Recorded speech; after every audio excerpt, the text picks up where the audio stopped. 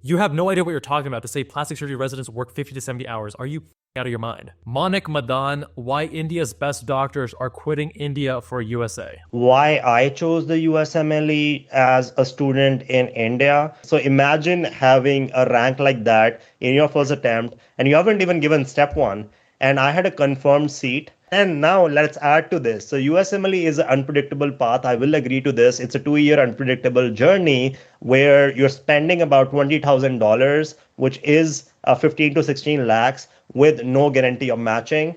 Right, that doesn't mean that you won't match. It's just more like you need to apply, you need to interview, and you're never guaranteed a spot. Versus in NEET PG, you have a rank and you get the spot. It's very pricey here in the US when you are coming from another country, because remember, in India, the average salary for anyone in India, and especially medical trainees, is a lot lower than here in the US. Not saying that in the US everything is fine and rosy, but I feel so grateful that my parents came from India to the US before I was born, because my life would look completely different. And it's not even a matter about how easy or difficult your life actually is, because you ask any person, especially in their 20s and 30s, they're going to feel like life is tough. There are challenges they're dealing with. But the issue that I oftentimes see is how everyone wants to just complain, and they don't actually count their blessings. I have so much I could complain about. And when I look at people who complain about stuff, I'm like, dude, you don't know how good you have it. Whether it's an autoimmune health condition that I did nothing to deserve myself, or having a very rough upbringing, or having financial strain for a lot of my life, or yada yada, the list goes on. However, I also know I'm so insanely fortunate to have been born in the US, to have gone to a good public school, to have a loving mother who believed in me when I wanted to do big, bold things. I rant a lot more about this on my other channel, Jabal and Cars, which is mostly about cars, but sometimes I go into these rants about stuff like this. And I do elaborate on some stories there with acquaintances who have just been so out of touch. Again, if you are in the US, be grateful. So here's the state of doctors in India. First, they're underpaid. So I come from a family of doctors. My dad is an orthopedician, my mom is an ophthalmologist, and I've seen them work day and night every single day of the week, of the whole year, just working, no vacations. And the salary they make was bare minimum to support me and my brother with whatever we wanted. Like, you might be of the judgment that many doctors are making lakhs to crores. That is just 1% of the population in India. Doctors are burned out. There's violence cases. I'm sure some of you guys have heard the crazy story about that young female doctor who was raped and murdered in India. Terrible, horrific stuff, really tragic stuff. And things are not perfect in the US by any means, but I do think things are a lot better working condition-wise for US doctors than doctors in many other countries, including India. Now, the state of Ayush doctors in India, and how the government of India is propagating this narrative of how Ayurvedic doctors should be equivalent to MD doctors, which I think is a joke. Ayurvedic medicine is like, if you think of Chinese Eastern medicine, consider Ayurvedic medicine India's version of Chinese Eastern medicine. It's different, but it's not Western allopathic medicine. Let's go on to even more reservation of seats. It's not enough that you get a good rank. Now you have to fight against this 50% reservation of seats, where somebody who probably might be even richer than you, just on the virtue of caste, would take that seat away from you. Isn't that wild? Caste system in India still, and even though it's like supposedly not, but still kind of is. Again, there's like such different levels of privilege. To be born in India of a lower caste, you're probably never becoming a doctor no matter how smart or how hard you work. And that's a really sad reality.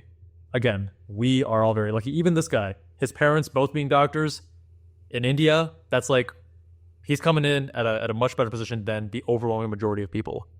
And I did not want to expose my children in the future, or any of my future generations, to this kind of scrutiny or this kind of unfairness. Nepotism, baby! Here's what MD, MS doctors comment on my channel. Even after doing MD, even after they are very well established in India, that they want to come to the US, Australia, or do some other path and just get the hell out. Well, okay, here's the truth of it. Everyone wants to beat around the bush and stuff. The main reason why people want to become physicians and practice in the US from other countries, not just India, but many other countries, is that doctors in the US are one of the highest paid. They're usually like top 2 highest paid doctors in the world. That's the biggest reason. I mean, the older you get, the more you see that money kind of rules a lot of things, whether it's politics to decisions like these and everything in between. Now, for those who don't know, to become a doctor in the US, even if you've completed medical school residency training in another country, you would need to repeat your residency training here in the US. And it feels unfair. It feels like, hey, I already did residency training there. Shouldn't there be a shorter path here? I get that. The counter argument is that, well, the residency training and such received at X country, Y institution may not be up to standards, even with various exams. Not sure if they're going to provide the same level of care. So you can see both sides of the argument. Tennessee recently passed this bill, Bill 1451, that provides IMGs the option to have this provisional license where they can work at locations with postgraduate training programs that are accredited by the ACGME, the ACGME being the organization that oversees residency training in the US. And after 2 years of practice and maintaining good standing, the IMGs can receive full and unrestricted medical licensure without needing to complete a US residency. So a nice middle path now where before it was either people were thinking black and white, either you should let people practice unrestricted or with very few restrictions versus having them repeat a full residency. And this is trying to find a middle ground. And the bill only went into effect as of July this year. So we're going to see how things pan out. Why did I personally take the United States of America over Australia over PLAB? First is cutting edge clinical care. All right. I see number 1, cutting edge clinical care. Let's be real. People don't like to talk about it. Compensation is probably realistically the top, or if not, one of the top couple reasons. Nowhere in the world do we have this kind of research going on. And I was personally surprised when I came here, like personally in psychiatry, that the amount of the quality of care and how futuristic it is, mind blowing to me. I actually don't know much about the innovation in psychiatry, but I will agree that the cutting edge medical care in the US is second to none. That's why a lot of people, the rich people from whatever other countries, get their private jets to come here and get whatever surgeries they need. Because, yeah, you look at the cutting edge plastic surgery, obviously, is what I'm most familiar with. But you look at the cutting edge techniques and technologies that are built here, it's pretty amazing. While the rest of the world struggles with getting into evidence-based medicine, US has already gone ahead of evidence-based medicine, and we're starting to develop this thing called Medicine 3.0 or something called as personalized medicine. Disagree. Most people in the US are nowhere near practicing personalized medicine, or Medicine 3.0, I think is a better term. Since graduating med school and when I was in residency, when I was teaching my NP, who was treating me as my GI, when I was teaching her things, I was like, this is fucking weird that someone who has never completed a GI residency is teaching you stuff. That's a problem. And I mean, I've gone through many doctors since, and even today, my doctors are okay, but it is very difficult to find people that are truly practicing Medicine 3.0 at the standard that a lot of us would like. It is not the norm by any means. A lot of us are talking about it. I made a video summarizing Peter Attia's book, Outlive, right up here, which covers Medicine 3.0 and how it differentiates from Medicine 1.0 and 2.0. But no, Medicine 3.0 is by far not the norm in the US. It is a very small niche thing. There's plenty of research that goes on. If you want to do research regarding anything in the US, like you can get grants, you can get funding because they're very interested in this. That's true. Funding for research is pretty good. Getting involved in research as a pre-med and med student as well is so helpful for you getting into either med school or into residency, because those abstracts, those publications, those presentations are very impressive to admissions committees. They want more prolific students coming into their program, and that's a tactic that many people use to great success, especially when overcoming suboptimal scores. Whether it's suboptimal USMLE or suboptimal MCAT GPA, it helps you get into med schools, it helps you get into residency programs, and upgrade the quality of those programs. And I can talk your ear off all about research and how I leveraged it for my own advantage when applying to both med school and residency. I think I have around 60, 65-ish research items now, and you can learn more about how to optimize your research game for your med school or residency applications and how to build that pub list with our ultimate pre-med and medical student research course available at medschoolinsiders.com. There's limitless career growth and opportunities that you will not find anywhere else in the world. And I think this was a big deal for me, that I want to do a lot of things that were within limits in India, and I couldn't reach those heights without being here. Attending salary as well, if you consider that, is 20 times of that in India, which makes for a big difference. So I'm not trying to shame Manik or make him wrong. I'm just pointing out the fact that money is a big driver a lot of these decisions, but oftentimes we don't want to admit it. Like it's number 4, number 5, right? When realistically it's probably number 1 for him, right? And that's not wrong. That's okay. Because over time, if you just work for a year, you're probably done. If you invest that into certain stocks, if you make investments, you are probably done. And the rest of your life is very stress free, and it's more patient oriented. You don't care about money as much because you're already making that in the back. So it's never a race for the money. You're never in the rat race. Okay, that's definitely not true. No, bro. The cost of living in the US is way higher. Look at the cost of a home in the US versus India as an example. So you don't just work 1 year, save aggressively, and then you're set for life. That's definitely not how it works. Higher income, also much higher cost of living. However, the income is a much greater jump than the jump in cost of living. So yes, you're living a greater, more luxurious lifestyle, but you're not retiring or living off of your investments after 1 year. Not even a neurosurgeon is able to do that. And neurosurgeons are the highest paid doctors. And actually, many people do get caught up in the rat race. It's not like the answer to getting out of the rat race is making more money. It's actually more about your mindset. You can see people getting out of the rat race at much lower and much higher net worth numbers or levels of financial success. It's based on the type of lifestyle they want to have. And I remember there was like this guy, I think Mr. Money Mustache, right? The blogger from several years back, where he was all about living a frugal lifestyle and not having to work. I mean, paradoxically, he's making money from this blog, but you know what I mean? It's all about having a very lean lifestyle to then not need to keep working to support that lifestyle. You can live off of a smaller nest egg. Anyways. There's excellent work-life balance, and I will also break this down into statistics of how the US works. I would say the work-life balance, I'm sure, is better than in India, because I have heard how tough it can be in India.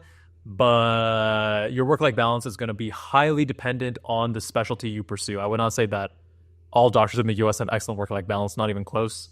And especially, I mean, it's when you're an attending, right? Not even in residency, definitely not. But even as an attending, not every specialty has great work-life balance. One of my buddies, his dad's a trauma surgeon, and he's told me many stories about how there definitely was not great work-life balance for him and his family and, you know, for that father figure in his life. And it's globally recognized as a medical degree. So if you think about Dubai, if you think about Australia, UK, and many other countries, even India itself, Pakistan, all of these countries recognize the degree that you get in the US in any specialty where you specialize in. True. The other thing, too, is you got to live in the USA. I've been to India at least 6 times now. Most recently, I actually went earlier this year. I actually did an AMA up there. I'll talk about my experience a bit more. India is a mixed bag, right? There are things that I love about it. By the way, the food, fucking incredible. And I saw some historic sites. Golden Temple, a place I wanted to go since I was a kid. There's such rich culture and history in India, and many things I loved about it, and the values and the traditions and the dance. By the way, I used to do a lot of dance when I was younger. You can see this. I helped choreograph this Bhangra dance at my buddy's wedding. You can see it on my Instagram, by the way. I love all these things, but let's be real. The level of cleanliness and safety and social support, and there are so many things that are just better in the US. And again, we should be grateful if we are born in the US to be here. It is an amazing country. Not perfect, but I'd rather be here than most other places. So there's cutting edge clinical care. And what I'm showing you here is an image of what is called as transcranial magnetic stimulation, which is a next generation therapy for depression. And this is nowhere to be seen in almost any other country. Oh, I didn't realize that this is not in other countries. Yeah, we learned about this, back in med school. I graduated med school like 8 years ago. So this has been around a while. I didn't realize that this is really just a US thing.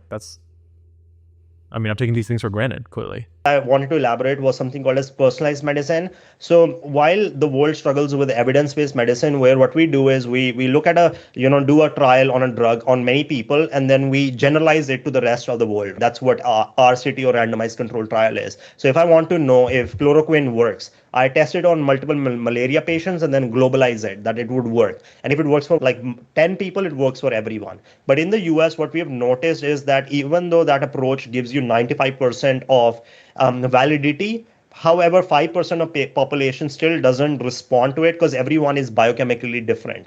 So in the US now, they are going into something called as pharmacogenomics, where we look at the genome and the reaction of the genome to the drug. And based upon that, we decide whether this drug would be the best choice or not. So this is what it is eliciting. It's not that great yet, unfortunately. This is the promise of it. This is the cutting edge, but not the norm. When you go to your doctor's office, this is not the norm. So what is the norm, and I've talked about this many times on this channel, is the issues with evidence-based medicine. Yes, evidence-based medicine is a big step forward.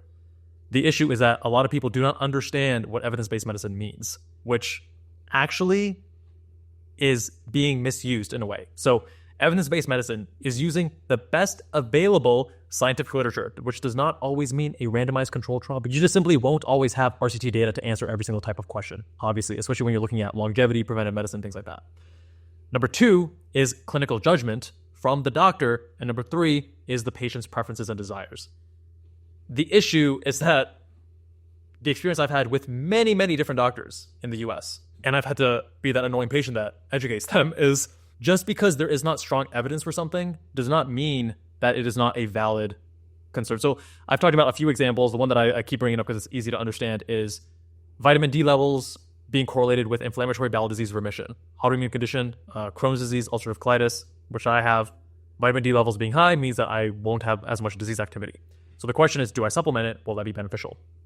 A study came out several years ago and brought this up to my GI. He said, no, that's absolutely nonsense. No, not worthwhile. I said, well, how can you be so sure? Because obviously I've done a lot of research myself too. I'm an MD myself too. I understand that there could just be a correlation here that those who are healthier, living more active lifestyles, going outside, vitamin D, etc., are having lower remission. That's correlational, not causational. However, the risk of me taking vitamin D to possibly improve my rates of remission is very low risk. So there's an asymmetric risk-reward relationship here.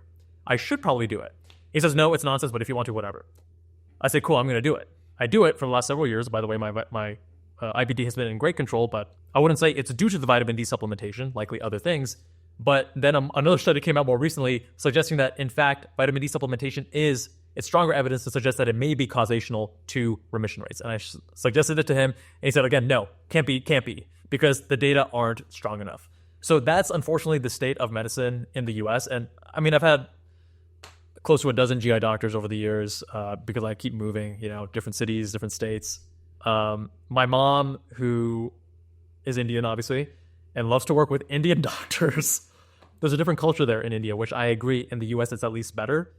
In India, from what I've seen, based on conversations I've had with family members, and a lot of them are receiving care in India, or they receive care from Indian doctors here, or they are doctors that used to be in India and they trained in India, then they moved away.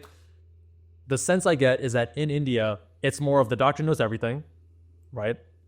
And the doctor who was advising my mom on some stuff, I was pointing out so many issues with her thinking that were like decades old. And I was trying to do this in the most tactful way to be like, oh, hey, have you considered ApoB? Have you considered LP-AA? Have you considered that statins may be inducing insulin resistance in my mom who's pre-diabetic, et cetera, et cetera. Very valid concerns, very evidence-focused concerns.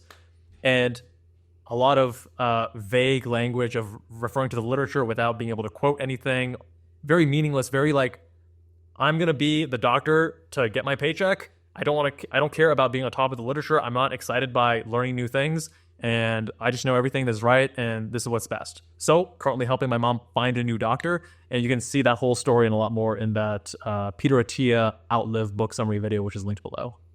Research. Even as a resident, if you're here, you can apply for research, you can get grants, you can get trained in it. Even if you know zero about it, you can ask a professor and they will help you. You can ask other people. They're very interested in helping you and grow as a researcher. This is going to be largely dependent on the institution you are at in the US, but yes, there are, especially at the very academic institutions that have a lot of funding, so many research opportunities, which is awesome. For those who love research, you're going to be a kid in a candy store. But for those of you who don't love research and just see it as a means to an end to improve your medical school or residency application, there are, again, a lot of opportunities here. And the opportunities are so robust that one thing that I actually did is I created my own research projects, wrote a first, crunched the data, did all the stuff, the analysis, wrote my own first draft, and then went to a doctor, an attending physician, and said, hey, will you be my PI? Because the opportunities are so bountiful. And of course, when you do that, by the way, we cover that in the Ultimate Research course, but when you do that, that PI, that attending physician, they're like, holy shit, you just wrote a paper, have a draft ready with all this stuff, and you want me to be the PI, meaning I'm going to get a publication to be the last author, and all I have to do is like revise this and give you feedback, and wait, you just did all the work. Because for the attending physician, there's a lot of back and forth in that role as a PI.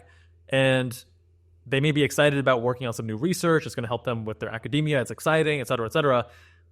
But oftentimes they're hesitant because it's a lot of work for them. It's a heavy lift. So if you do a lot of the heavy lifting yourself and you present a paper to them, they're like blown away. They're going to write you the strongest letter of recommendation. I use that a few times when I was applying to residency, and that definitely helped. For example, if you want to go into internal medicine, let's say you want to match into internal medicine, there are 15 fellowship options after internal medicine, from sleep medicine, sports medicine, hospice and palliative medicine, all the way up to gastroenterology. So the amount of career growth that you can have in whatever path you want to choose is limitless. Normally, when people say career growth, they mean compensation, right? But I feel like when he's saying career growth, he may mean more specialization into an area of interest, because a lot of these, as we discussed in our lowest paid specialties video on the Med School Insiders channel, a lot of these, you do additional years of training, you make less.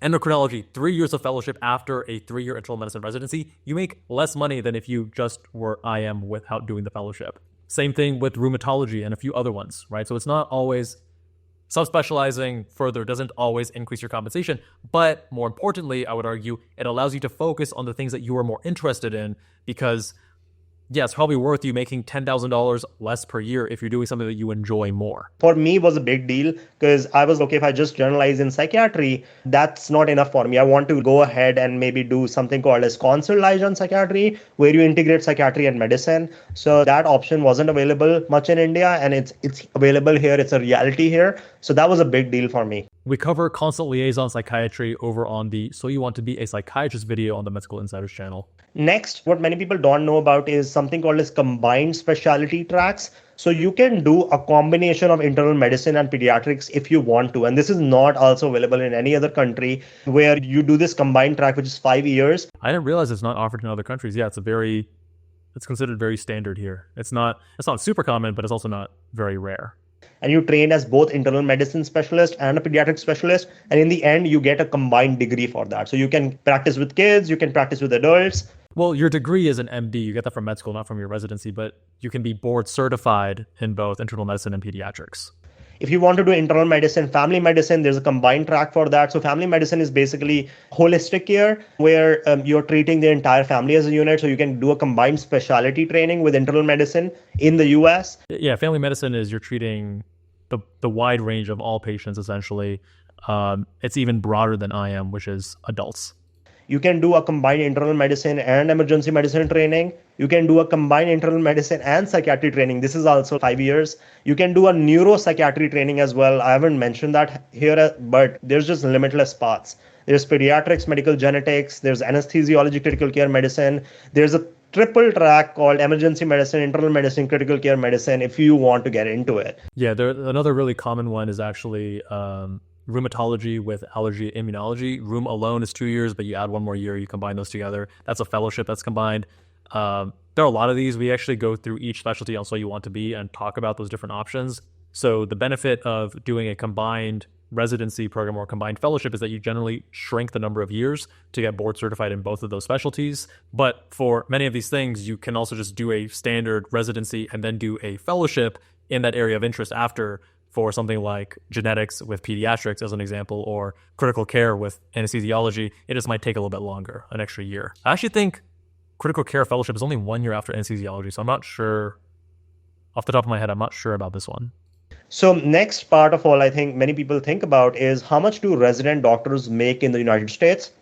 So in the US, there is not an average salary in all of the years. It's more by average resident salary by year, because here they actually increase the salary every year based on inflation. So if the inflation is 7%, they'll increase the salary by 7%. So essentially the average salary for a US resident is right around 65K. We covered that in this Med School Insiders video. We covered the data. It is going to depend on your state and your level in training. You generally make about $2,000 more each year you progress. and not really based on your specialty, interestingly. My apartment rent is $500, $550. My all other expenses combined are $1,200 in total. Okay, where are you living where your rent is $500? That's not in the US, man. Or you're in the middle of nowhere, or you're sharing a place with a lot of people. $500 for rent is not standard. This video came out in 2024. No, you're not paying $500 for rent unless you're in the middle of nowhere and or you are sharing a space with some other people. And if you break down the 40 lakh salary and break it down to a month, it's $4,000 or 3.2 lakhs. So 3.2 lakhs minus, let's say I'm spending 1,500 at max on my expenses, I save 2 lakhs a month on every single month. And that adds to 24 lakhs a year, which is a big amount. Okay, so keep in mind, if you went to med school in the US, you probably have debt. Most students graduate with a lot of debt, and the average debt is around $250,000. It's a ton, which means on this salary of around $60K, you are not making a dent in your student loans. Your student loans will continue to accrue interest over the years, even though you're making those minimum payments. That's just touching some of the interest. The principal is not decreasing, which is a problem. Now, other people in other countries generally don't have that student loan burden, but they also don't make as much money as attendings. So in the US, a lot more student loan debt, but once you become an attending, it's a lot easier to pay down. But yeah, during those years, it will weigh on you. And if you want to minimize your student loan debt, which I think everyone should try to do and everyone should try to optimize, there are a few ways of doing it. Number one is you worked several years before you went to med school, you're a non-traditional student, and you use a lot of those funds to pay down your tuition and living expenses in med school. Number two is, this was actually surprisingly common. I was so surprised it was the end of med school that you do this like financial student loan exit thing. And literally a quarter or maybe almost a third or almost a third of the class didn't have to show up because they had no debt at all. And that's primarily, actually almost entirely due to familial help. So a lot of students will have their parents help with undergrad and med school in terms of the cost, which is a huge advantage and a huge thing that if you do have, count your blessing, that's awesome. And then finally, you have the free money. The free money can come from financial aid, from grants, from scholarships. And financial aid, you can't really control. You can try to apply to a lot of different schools and then see who has the best financial aid package. But financial aid is not going to, eliminate your student loan debt by any means. But getting grants and scholarships definitely can. So I talk about this in other videos on Med School Insiders. Essentially, you can become a more competitive candidate for med school. And if you get a lot of acceptances and a lot of schools want you at their med school, they will offer grants and scholarships. And you can leverage that to your advantage. And that's actually how I earned the top merit scholarship at my alma mater, UCSD. And I didn't have to pay any tuition. They covered all my tuition and even like half or more than half of my living expenses. So when I graduated from med school, I think my med school loans were something like $30K roughly, which is a lot better than $250K. And that is a whole nother conversation as to why I think it makes so much sense for people to try to become the most competitive candidates they can be, stuff that we help people with at medschoolinsiders.com, so that they can get those scholarships, they can get those grants that pay for themselves. Like if you become a more impressive candidate and that allows you to save 10, 20, 50, 100K or more, then obviously it's totally worth it. And oftentimes, by becoming a more impressive candidate, you also open doors at many more institutions. And now you can go to the program that's in the city you want, or the program that you just always idolized since you were younger. And we have helped many students get those scholarships through Med School Insiders, which I'm very proud of. And when you think about the economy and the whole world as a unit, rather than each separate country, you have more global power with that amount of money. Because let's say you want to travel. And as an Indian resident doctor, let's say you're making at max 1 lakh and you're saving 50K versus I'm saving 2 lakhs. I have way more travel power there. If I want to travel, I want to do other things, I want to buy a device, that gives me more global power, financial power. Yeah, we go over the whole living cost breakdown in that Med School Insiders video about how much resident doctors actually make. You're probably not going to be saving $2K a month. That's just not really realistic on a resident salary. You're not also paying $500 a month in rent. I think we talked about the average rent, which I think is like $1,300 per month in the US. And of course, you go to a place like San Francisco, New York, it's going to be way higher than that. You go to a place like somewhere in the Midwest or small city, small rural town, it'll be less than that. 500, not the norm. So average salary by year of residency, not only do they increase salary by the year. So in first year, let's say you're making $62,000 in 2023. In 2024, another person in first year of residency would be making more because of inflation increase. So having this increase in salary per year per residency spot, but you're also having an increase in residency salary as you go up on the ladder of your seniority. That's true. That happens nationwide. So in year one, you could be looking at making 61,000. In year two, you could be looking at 63,000. So they increase the salary as you progress in your career because they do recognize that you are more valuable to the hospital because you have more experience. So in year 6, 8, you could be making 70K. I know many institutions who pay 100K. You're still grossly underpaid based on the value you provide the institution, especially when you compare yourself to mid-levels, NPs, PAs, and the value you provide and the hours you put in. You're grossly underpaid, but you're at least making a salary where you can survive and live comfortably, maybe not put a dent in your med school loans, but... So not only will you make this amount of money in residency, you also get benefits, which spans from health insurance. So your hospital will cover your dental, vision, health insurance. They also give you meal allowance for months. That's going to depend on the institution. You can see here 60%, right? I was at an institution that did not have any meal allowances for residents, but it looks like it is getting more common over the years, which is great. So for basically, let's say you want to eat food, they give you a card where they're loaded with money. And I think the amount of meal allowance that we get is $300 for 3 months, so $100 for 1 month. And that does go a long way if you think about it. So if you, let's say, buy a meal of $4 or $5, it's very subsidized in the hospitals. So that does make up for the entire month, not fully sometimes, but at least they're doing something to feed you at least, right? Because they acknowledge that you're working. So they subsidize it. Not only that, but they also pay you a meal allowance for the same. So every institution is going to vary. I mean, he's talking about book allowances and these other things as if they're the norm and everywhere, but it's like less than 50% of programs are providing that. But one thing I was super grateful about my program is actually this. Wow, I haven't seen this in a long time. Batman Surgeon's Cap, but my program actually gave an allowance for loops. So I think it was maybe like around $1,000 or something, and then you could get more expensive ones. Like these ones I think were $1,600, 3.5x magnification, and of course, I had to pay the difference of that $600, but that was pretty awesome that my program did that. That was definitely useful. So programs will have different benefits. One that I was really excited about because I was getting much more educated about finances, personal finance and such, was a retirement account and the benefits there. So I was contributing to a 401k at my residency, and I actually I rolled over those funds only recently. And there was a couple $1,000s in there. I was like, oh, sweet. This is a good amount of money. A few $1,000. And I tried rolling it over, but because I quit residency and I didn't finish, the employer match is not valid anymore. So then after they took out the employer contribution, which is awesome for an employer match, I think if someone has the opportunity to get employer matched retirement accounts, then like by all means, that is free money. Why would you not? Unless your living expenses are so high that you can't even save a little bit, which for the most part, most people don't have that issue. But by the time I transferred funds over, it was a couple $100s. Life insurance, I think, is very important, especially if you're going into something surgical where if you lose the dexterity of your hands, you're kind of SOL.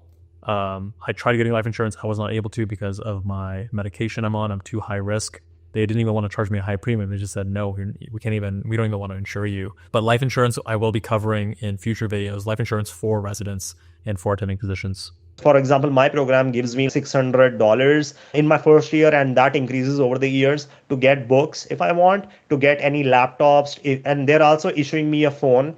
That's more the norm now. Back in my day, I don't know if I still have my pager, but yeah, you had to buy a pager like, I think it's like $100, $200, something like that. And that's how you would get beeped. But now it's generally a phone they'll give you or, an app. And that obviously is much more modern than a pager. So your hospital will pay for your phone if you want it. They will pay for your books. They will pay for any tech that you get, like a laptop or an iPad. And they also pay by the year. So in first year, they give you 600. Second year, they might give you 700. So you also get these things from the hospitals. Keep in mind, it's going to vary based on the hospital. And part of the reason they can do this is the government actually subsidizes the resident salary and the value you provide the hospitals, they're getting such a good deal. Even though it takes some resources to train residents, they're definitely getting a way better deal than residents are. And I understand that by definition, employees have to be worth less than the employer pays them. Otherwise, companies would just go out of business.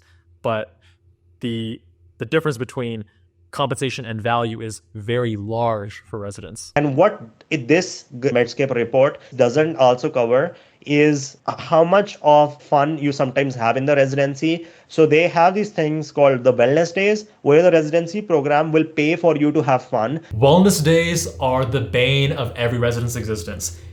Burnout, depression, these are issues amongst residents that are being overworked. So they require these mandatory wellness lectures and such, where rather than letting you go home and have more time to sleep and do the things that you need to do in your life, they want to check off the box by having this mandatory wellness lecture that you have to attend and sit through for them to tell you that you should spend more time to sleep and exercise and spend time with friends and family, social support, etc. But paradoxically, they're not allowing you to actually use that hour, and they're going to treat you like a child and teach you these things that you already know rather than letting you do the things that you should be doing. Look at any US med student or resident. They don't speak highly of the mandatory wellness curriculum at programs. For example, in many programs that I know, and in my program, every week, sometimes on Sundays, they take you out to an arcade. That is not the norm. To actually go to an arcade and have fun activities on a Sunday, having a very rare and occasional retreat even is not the norm, but is more common than a weekly thing, a weekly activity afternoon like he's mentioning.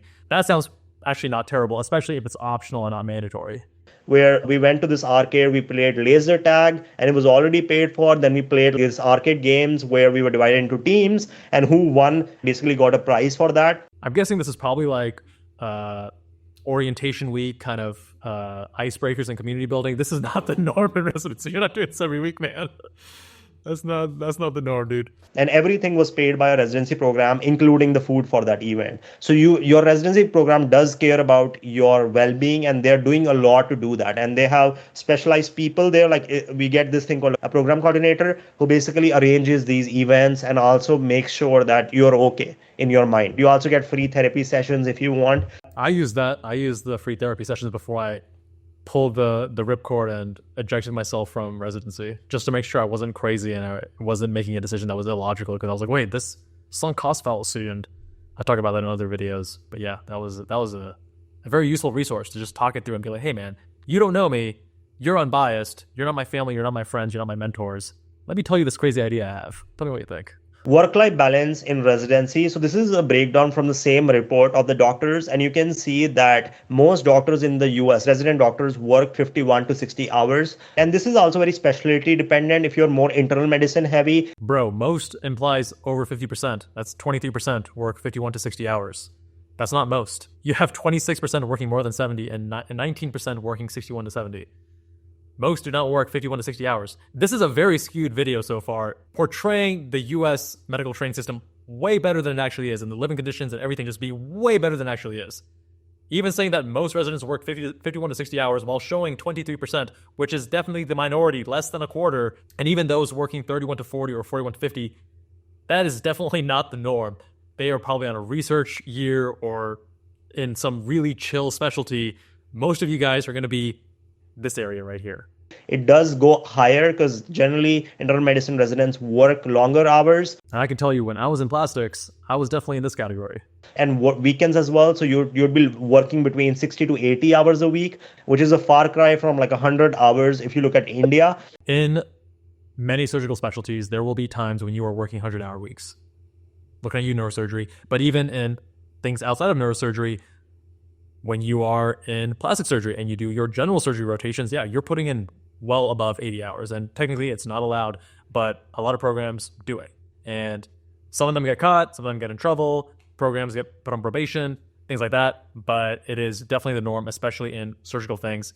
Keep in mind, this is the average over a month. So they can work you 100 hours a couple of weeks as long as the next couple of weeks are bringing that average down to 80. Over the course of a month. And I have friends who, when they're on ICU in their internal medicine residency, they also have months that are very rough.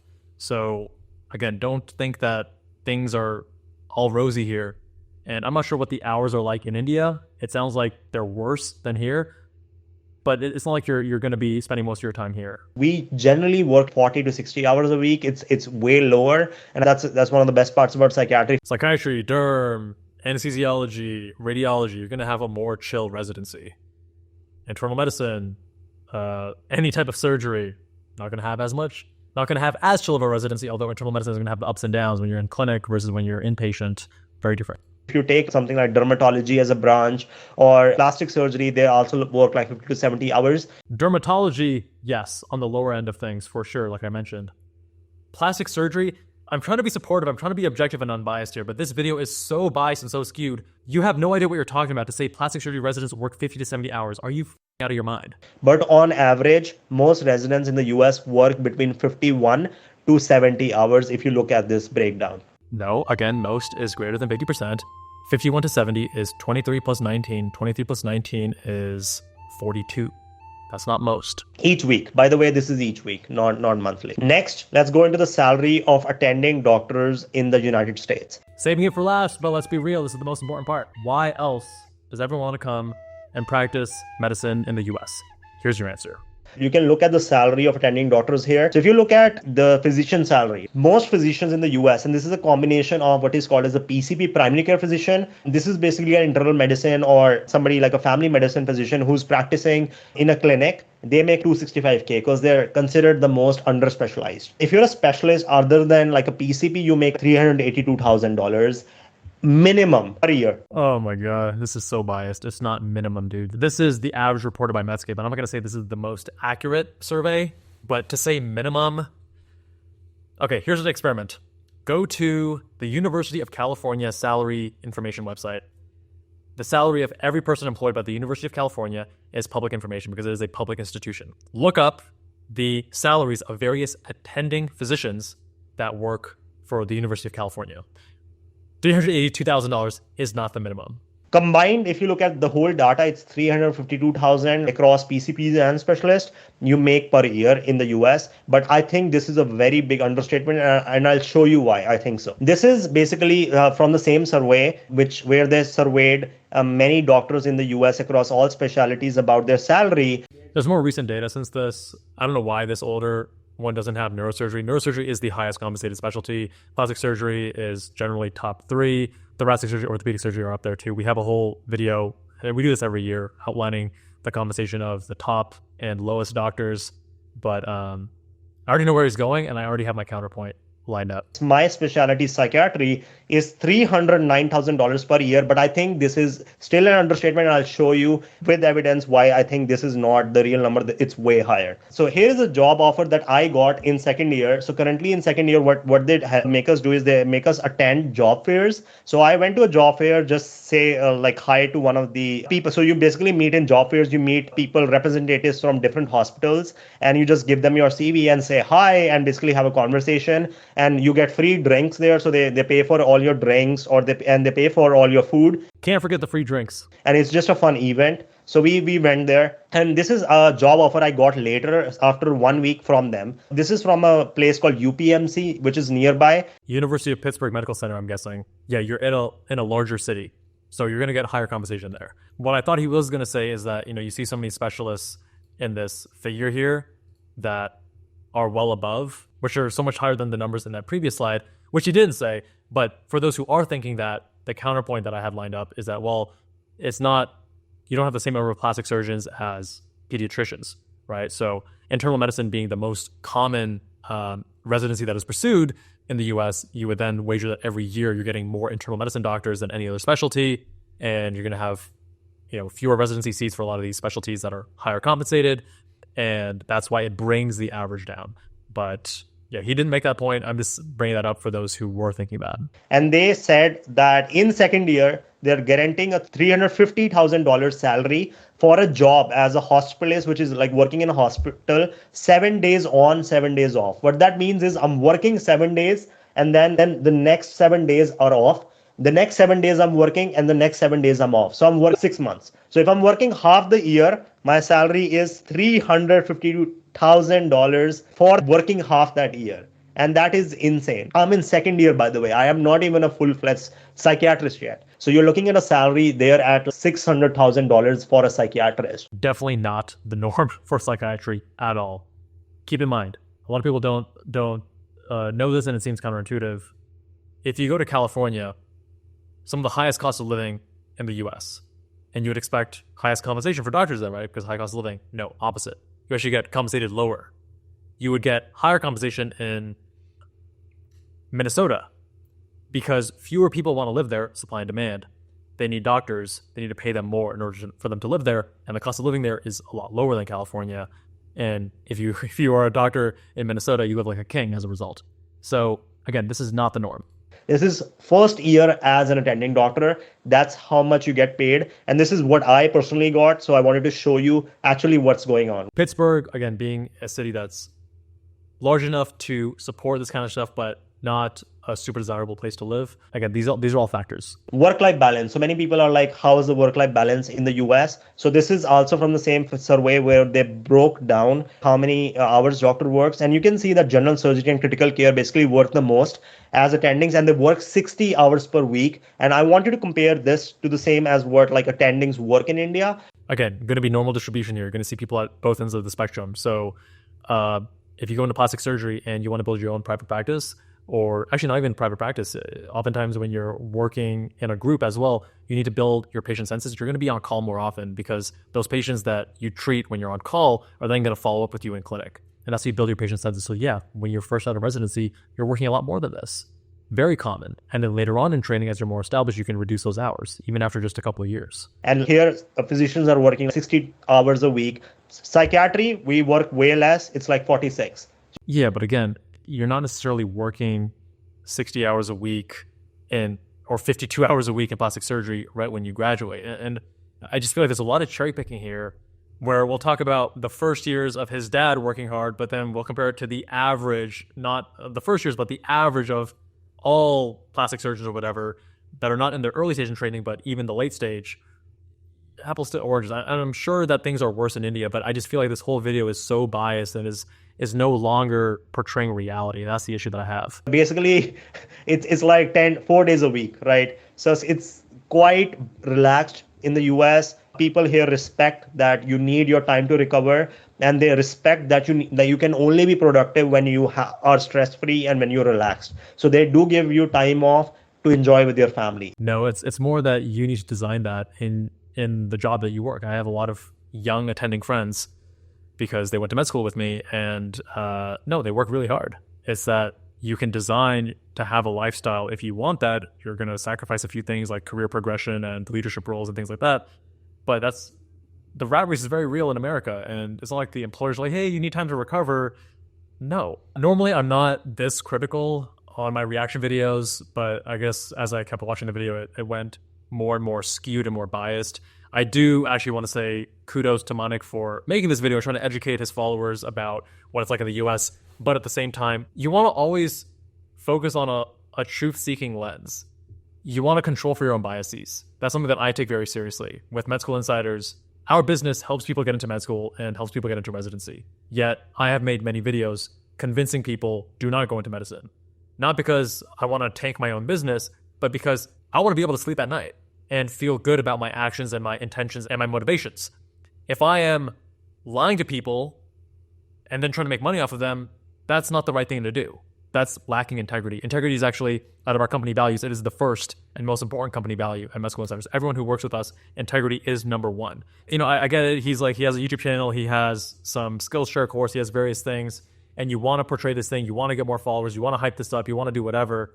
But be aware of those biases and always keep them in check. I just think that a lot of what was said here is very skewed to make things in the US seem better than they are, even when there's clear, I mean, part of it you could say, hey, he has a great residency program or great experience so far, et cetera, et cetera. But part of it is just blatant.